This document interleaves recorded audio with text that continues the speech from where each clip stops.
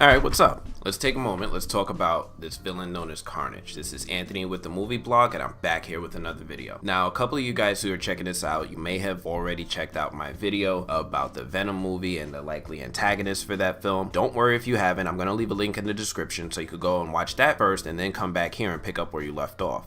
Okay, using the knowledge of the comics, I want to reveal the origin of the character known as Carnage and what we should expect in the upcoming Venom movie. Now, for those of you who don't know, Carnage, the symbiote, is a sentient being that envelops a host and bonds with them to become an amalgamation of their two personalities, which is very similar to the Venom symbiote with the exception of the fact that in the comics, the Carnage symbiote is insane due to the environment in which it was born. Symbionts have been revealed to be a race of creatures referred to as Clintar. The Clintar are, for the most part, a race of noble beings who seek out other beings to bond with. The Clintar have aspirations of becoming an intergalactic police-like force, not unlike the Nova or the Green Lantern Corps. Now, this is stuff that was recently expanded on in, I think, the Guardians of the Galaxy comic by a writer by the name of Brian Michael Bendis.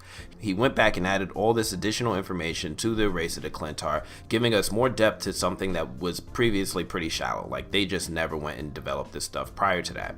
Now, we discussed in a previous video how Peter Parker, aka Spiderman, came into contact with the Clintar during the events of the first Secret Wars, but at that time that he bonded with the symbiotes, the origins weren't revealed to the reader. We later learned that due to bonding with Spider-Man and subsequently Eddie Brock, that the symbiote is mentally damaged in a way that puts it in a perpetual animus state. This was the reason given as to why the symbiote felt so shunned and developed animosity toward Peter Parker to such a strong degree after he rejected the symbiote and its influence. So what does any of this have to do with Carnage? Well, Carnage is the offspring of the Venom symbiote. Eddie Brock was at one point separated from his symbiote and was sentenced to prison for his crimes as Venom. During this time in prison, he shared a cell with a guy by the name of Cletus Kasady. Kasady was a batshit crazy serial killer who felt no remorse for the actions that put him in prison and often goaded Eddie Brock into trying to encourage him to submit to violent impulses. Now, I can't undersell just how crazy Cletus Kasady actually is. He's like Spider-Man's version of the Joker in that he performs all of these horrendous acts with a smile on his face, like he's actually having a good time. Women, children, it doesn't matter for Kasady, and he would kill just without remorse just for the sake of killing. Now, because Eddie didn't agree with Kasady's views, Cletus was actually planning on killing Eddie in his cell with a blade, but never got the chance to try as the Venom symbiote broke into the facility that they were being held and freed Eddie. What went unnoticed during the commotion of the Venom symbiote freeing Eddie was the fact that the Venom symbiote actually gave birth during the prison break.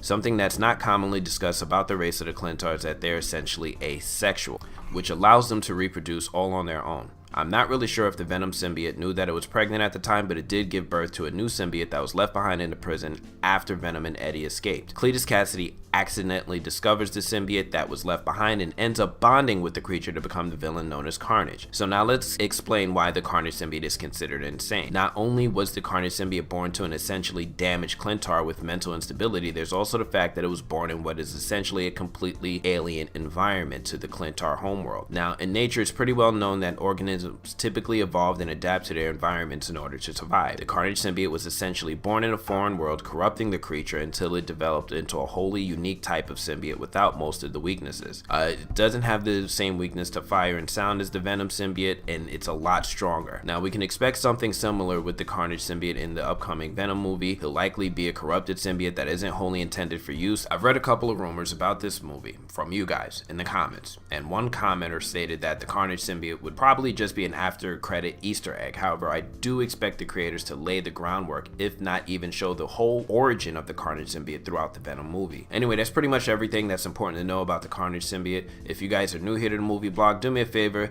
hit the subscribe button, and if you like this video, show us a thumbs up. That's all I got for this one. I'm gonna check you guys later. That's all. One.